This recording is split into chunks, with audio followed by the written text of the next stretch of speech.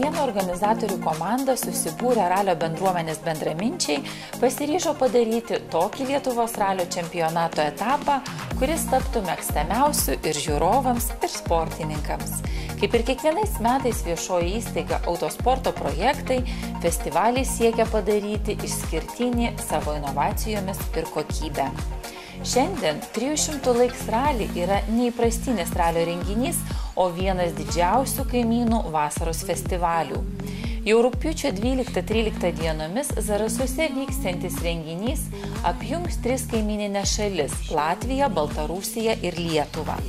Šių metų sportinės festivalio dalies išskirtiniais elementais taps pirmą kartą vykstantis FIA Baltic Rally Trophy bei King of Baltic Tarmac apdovanojimai, o pramogos nenusileis kitiems didiesiems vasaros festivaliams.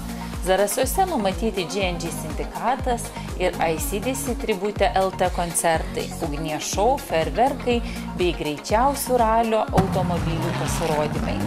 Šio 2 dienas Zarasuose šurmuliuosiančio renginio ypatumai ir išskirtinumas žiniasklaidos atstovams buvo pristatytas Vilniuje vykusioje spaudos konferencijoje, kurioje dalyvavo Zarasų rajono savivaldybės meras Nikolajus Gusevas, Lietuvos automobilių sportų federacijos prezidentas Romas Austinskas, Lexus ir Toyota automobiliais prekiaujančios uždarosios akcinės bendrovės Mototoje direktorius Edmundas Povilauskas, varžybų organizatorius įmonės Autosporto projektai marketingo vadovas Audrius Gimžauskas, vieno iš pagrindinių rėmėjų įmonės Kazino komunikacijos vadovas Evaldas Magelinskas ir lenktynininkai svečiai iš Estijos Kaspar Koidla ir Roland Mugrakas. Vienas iš pagrindinių konferencijos akcentų – žiūrovų saugumas, atsakomybė kiekviename renginio etape. Tad tegul šis ralis būna draugiškas žiūrovams ir dalyviams.